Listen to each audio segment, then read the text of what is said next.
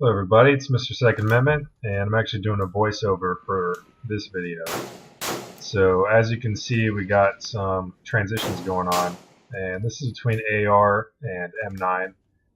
So this is actually a gun that you guys haven't seen yet, and my goal is to basically practice as much as I can with the weapons that I'm issued for work. So I've set up my AR15, you've seen that in other videos, but I've got that set up just like the rifle I have in the arms room at work. Same stock, same sling, everything is as legally close to my issued gun as I can get. And recently I acquired a Beretta, it's a model 92F. It was 1985 production. But it gets the job done in terms of practicing for the M9 that I actually carry. So this is what the whole video is about. Everything you see here or are going to see, this is all about practice for work, deployment, everything like that. So basically just doing some 2 shots with AR, 1 shot with M9, at least for starters. And I'm not really going fast, and I kind of touched on this on my last transition video. It's not really about speed. Definitely when you start, you want to go slow. Just worry about doing things right and being safe towards yourself, but also effective downrange. You're going to notice already, you can see the safety actuation is key. The gun, in this particular case, being a Beretta 92 series, it's getting decocked every time it's going back. And I think we're about to check out the targets, so here we go.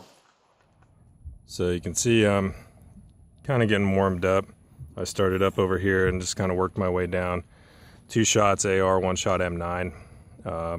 It's only about 5 yards, so that's why the targets are so small. And then here, it's doing a little bit better. It's going to be 2 shots with AR, 2 shots AR, and then 2 M9, 2 M9. And once I've got comfortable on the bigger ones, I go to the smaller ones and then the really small ones. So let's keep working it. Alright, so now we're going to be doing some double feed drills, and there's my box of jam drills. I actually have, so in that box there's blank rounds, there's just standard 193 that is a little bit chomped up from just running drills.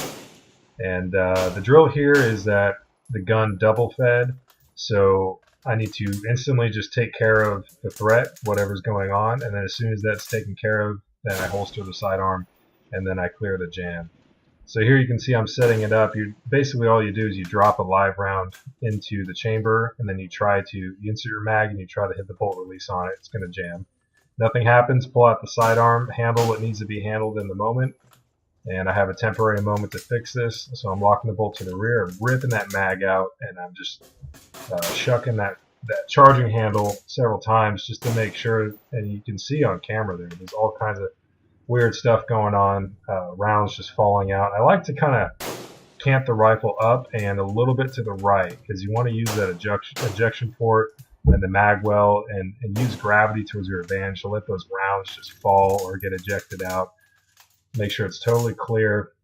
And when you're putting that mag in, by the way, you might have a little bit of a round sticking forward of the lips a little bit, so you kind of want to do like an AK or an M1A, kind of rock it in a little bit into the mag well as you see that magazine coming back in, like right now. Give it a nice tap, rack it, and then bang. So double feeds, honestly guys, most of you who just casual AR guys, you probably never have experienced that. You really aren't going to see that unless you're using some really cruddy, old, disgusting mags. You know, some metal standard issue mags that have been around the block for a bit. But it definitely is, when a double feed does happen though, that's not the worst jam you could have. A round over bolt is probably the worst thing you could get in the moment, which is also rare. But double feeds do happen with bad magazines, absolutely, so that's why I practice for it. So now we're moving into some interesting weirdo stuff. So I have my smaller targets out there, and then I've got these 2 guys here up front. And this is a little bit concealed carry kind of inspired, and a little bit more real world. So generally, didn't know which one to go there. The best way to do this, by the way, is if you have a buddy and you guys can take turns running each other through the drills. But if you have a dude there and he's basically calling out targets, and if you have shapes and colors, different letters and numbers, different ways to identify different targets, and you have a buddy with you who can call it out, and then you guys can take turns, there you see some one-handed stuff. So that one-handed weird stuff there, you're not always going to have the luxury of having both hands to operate a sidearm or anything. So there's a mag change. That actually came from Travis Haley, one of his downrange stories, clearing a room, and a dude grabbed his M4. So he basically just grabbed his 45 and took care of it, did what he had to do.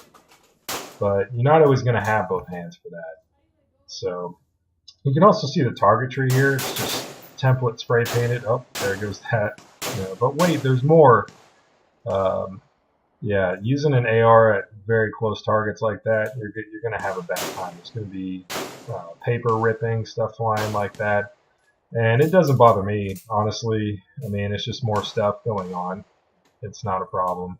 But I'm just kind of, there's nobody here, there's nobody I got right now that's calling stuff out. So I'm just kind of practicing some basics. There's going to be some guys chime in like, whoa, dude, like those targets are way too close. Like, when are you ever going to do that? Yeah, I acknowledge those targets are really close. I've even seen people do closer. But here's the thing, man, like, especially when it comes to a sidearm, and this is kind of talking on concealed carry side of the house. This is also talking military and especially law enforcement as well. But, you might, people ask, like, what kind of distance should I practice pistol at? I'm like, well, look at the data. Look at what is out there. What do you know? And the fact of the matter is, if you're lucky enough to actually have time to get it unholstered, pointed towards the problem, and start doing work, if you actually are lucky enough to get that far, it's probably just about that close, if not closer, if it hasn't already gone to the ground. And you see that, just some craziness there. But of course, the gun is getting decocked. This particular gun with a 92 series exposed hammer like that, you need to decock it. So if you guys like the commentary style videos, I'll do more of them. If not, I'll just shut up and let you guys watch. But hopefully you guys enjoyed. So thanks for watching. Keep training.